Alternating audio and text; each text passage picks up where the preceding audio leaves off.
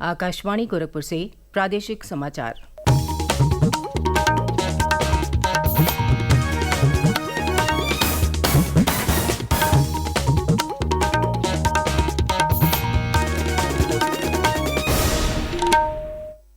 नमस्कार। समाचार बुलेटिन के साथ मैं सुकीर्ति अस्थाना। पहले मुख्य समाचार। सुप्रीम कोर्ट के आदेश के बाद नेशनल टेस्टिंग एजेंसी एनटीए ने कल जारी किया नीट यूजी का संशोधित रिजल्ट।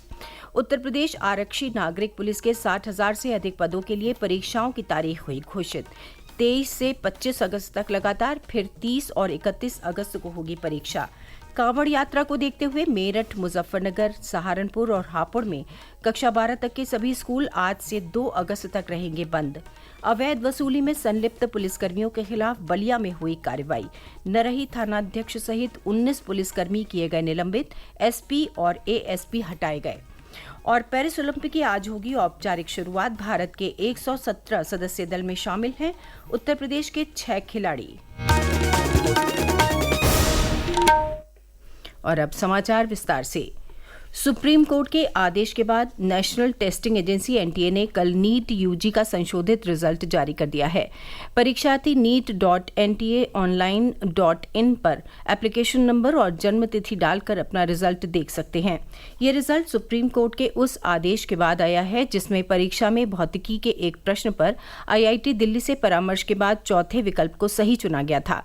साथ ही परीक्षा रद्द करने और उसे दोबारा आयोजित करने की याचिकाएं खारिज कर दी गई थी।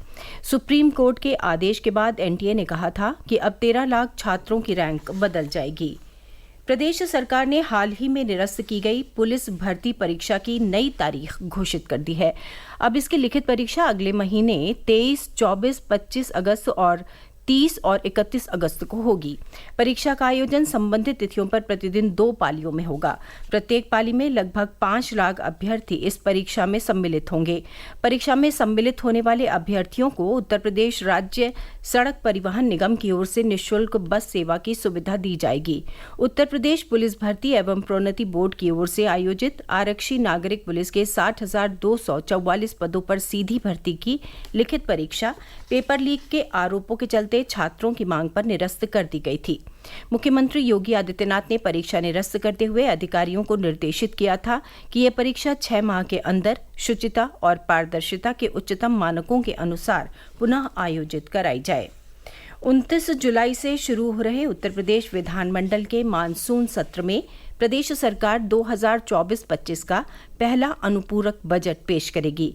इसके माध्यम से प्रदेश सरकार प्रयागराज में कुंभ की तैयारियों के लिए धनराशि का आवंटन करेगी। साथ ही अन्य विभागों की जरूरी परियोजनाओं को पूरा करने के लिए भी अनुपूरक बजट में प्रावधान किया जाएगा। वित्त विभाग की ओर से अनुपूरक बजट लाने की तैयारियां शुरू कर दी गई हैं। उत्तर प्रदेश में हाथरस भगदड़ जैसी कोई घटना दोबारा न हो, इसके लिए प्रदेश के पुलिस महानिदेशक प्रशांत कुमार ने भीड़ प्रबंधन और भगदड़ से बचाव के लिए मानक संचालन प्रक्रिया एसओपी जारी की है। इसके तहत अब प्रदेश में जिला, रेंज और जोन स्तर पर अलग अलग एकीकृत प्रणाली बनेगी। DM, CMO, civil defence, fire brigade और स्थानीय पुलिस के स्तर पर नियमित रूप से इंटीग्रेटेड सिस्टम को अपडेट भी किया जाएगा। डीजीपी ने कहा कि कार्यक्रमों की परमिशन देने वाले अधिकारी और स्थानीय पुलिस पहले कार्यक्रम स्थल का निरीक्षण करेंगे। सुरक्षित आवागमन के साथ संभावित खतरों, आग, बिजली, सड़क दुर्घटना और दम घुटने जैसी स्थितियों के आकलन के आधार पर आपातकालीन योजना तैयार करेंगे। प्रदेश के मुख्य सचिव मनोज कुमार सिंह ने सभी मंडलायुक्तों और जिलाधिकारियों को निर्देश दिया है कि वो जन समस्याओं के तत्काल निस्तारण के लिए तहसीलदार और उप जिलाधिकारी का तैनाती वाली तहसील में निवास सुनिश्चित करें। उन्होंने कहा है कि जो तहसीलदार और उप जिलाधिकारी अपनी तैनाती की तहसील में निवास करते हुए न पाया जाए, उसके विरुद्ध कठोर कार्रवाई की जाए। लोकसभा में नेता प्रतिपक्ष राहुल गांधी आज सुल्तानपुर एमपी एमएलए कोर्ट में पेश होंगे।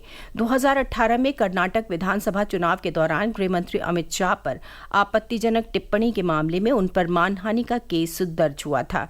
इस मामले में आज राहुल गांधी का बयान दर्ज होना है। प्रादेशिक समाचार आप आकाशवाणी गोरखपुर से सुन रहे हैं।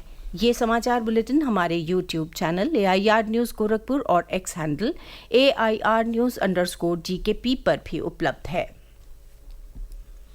प्रदेश के मेरठ, मुजफ्फरनगर और हापुड़ में कांवड़ यात्रा को देखते हुए 26 जुलाई यानी आज से 2 अगस्त तक कक्षा 12 तक के स्कूलों को बंद रखने का फैसला किया गया है। इसे लेकर जारी आदेश में कहा गया है कि जनपद के सभी प्राथमिक, उच्च प्राथमिक, माध्यमिक, सीबीएसई, आईसीएसई बोर्ड के स्कूल बंद रहेंगे। मेरठ में जिलाधिकारी दीपक मीणा ने कहा है कि इस दौरान अगर कोई भी स्कूल और कॉलेज खुला पाया गया तो उस पर कार्रवाई की जाएगी। हमारी प्रतिनिधि की रिपोर्ट। कांवड़िए हरिद्वार और गोमुख से गंगा जल लेकर वापस लौटने लगे हैं। 2 अगस्त को शिवरात्रि के अवसर पर भगवान शिव का जलाभिषेक किया जाएगा। कांवड़ियों को किसी भी प्रकार की समस्या न हो, इसके लिए पुलिस प्रशासन अलर्ट है। कांवड़ मार्ग पर बैरिकेडिंग कर दी गई है और जिलाधिकारी दीपक मीणा द्वारा 26 जुलाई से सभी प्राथमिक, उच्च प्राथमिक व डिग्री कॉलेज 2 अगस्त तक बंद करने का आदेश जारी कर दिया गया है। संगीता श्रीवास्तव, आकाशवाणी समाचार, मेरठ। उधर सहारनपुर में कांवड़ यात्रियों की सुविधा के लिए मंडलायुक्त डॉक्टर ऋषिकेश भास्कर ने कल एक पोर्टल लॉन्च किया। मंडलायुक्त ने बताया कि इस पोर्टल के माध्यम से कांवड़ यात्री अपने नजदीकी चिकित्सा शिविर, शौचालय, पानी और पेट्रोल स्टेशन, ढाबा, रेस्टोरेंट, थाना, चौकी, रूट डायवर्जन और कांवड़ शिविर सहित हेल्पलाइन नंबरों की जानकारी प्राप्त कर सकेंगे। अवैध वसूली में संलिप्त पुलिसकर्मियों के खिलाफ कल बलिया में बड़ी कार्रवाई हुई। अपर पुलिस महानिदेशक वाराणसी और डीआईजी आजमगढ़ की संयुक्त टीम ने बलिया के नरही थाना क्षेत्र के भरौली तिराहा पर चल रहे अवैध वसूली के संगठित गिरोह का पर्दाफाश किया। मामले में पुलिसकर्मियों की संलिप्तता पाए जाने पर अधिकारियों ने तत्काल कार्रवाई करते हुए नरही थानाध्यक्ष, कोरंटाडीह चौकी प्रभारी सहित 3 उप निरीक्षक, 3 मुख्य आरक्षी, 10 आरक्षी और 1 आरक्षी चालक को निलंबित कर दिया। कार्रवाई के दौरान 2 पुलिसकर्मी सहित 16 दलालों को गिरफ्तार किया गया, जबकि 3 पुलिसकर्मी भाग निकले। निलंबित पुलिसकर्मियों के आवास को सील करते हुए सभी के विरुद्ध मुकदमा भी पंजीकृत किया गया है। इस मामले में जिले के एसपी और एएसपी को भी हटा दिया गया है। पेरिस ओलंपिक की औपचारिक शुरुआत आज होगी। इसमें भारत का 117 सदस्यीय दल हिस्सा ले रहा है, जिसमें उत्तर प्रदेश के 6 खिलाड़ी शामिल हैं। इनमें 3 खिलाड़ी मेरठ की हैं, जो अलग अलग खेलों में हिस्सा लेंगी। इनमें मेरठ के इकलौता गांव से पारुल चौधरी 2 व्यक्तिगत स्पर्धाओं 3000 मीटर स्टीपल चेज और 5000 मीटर दौड़ में हिस्सा लेंगी। वहीं मेरठ की एथलीट प्रियंका गोस्वामी 20 किलोमीटर पैदल चाल और रेस वॉक मिक्स्ड रिले में हिस्सा लेंगी। इसी तरह मेरठ के ही बहादुरपुर गांव की रहने वाली अन्नू रानी भाला फेंक स्पर्धा में हिस्सा लेंगी। इनके अलावा सहारनपुर की एथलीट प्राची चौधरी 400 मीटर की रिले रेस में अपना दम दिखाएंगी। भारतीय हॉकी टीम में प्रदेश के 2 खिलाड़ी वाराणसी के ललित कुमार उपाध्याय और करमपुर के राजकुमार पाल शामिल हैं।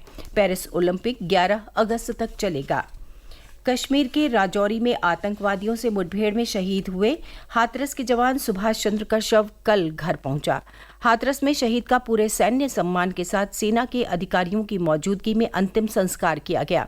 जिले के सहपऊ थाना क्षेत्र के गांव नगला मनी के रहने वाले सुभाष चंद्र कश्मीर के राजौरी में 7 जाट रेजिमेंट में तैनात थे। पिछले 23 जुलाई को राजौरी में आतंकवादियों से मुठभेड़ में जवान सुभाष चंद्र शहीद हो गए थे। देश आज करगिल विजय दिवस मना रहा है। इस अवसर पर प्रदेश के लगभग सभी जिलों में विविध कार्यक्रम आयोजित किए जा रहे हैं। इन कार्यक्रमों के माध्यम से करगिल के शहीदों को श्रद्धांजलि दी जा रही है।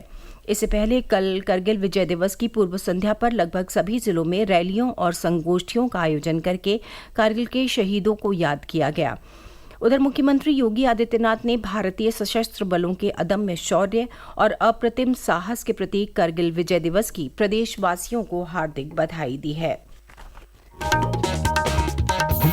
अंत में मुख्य समाचार एक बार फिर।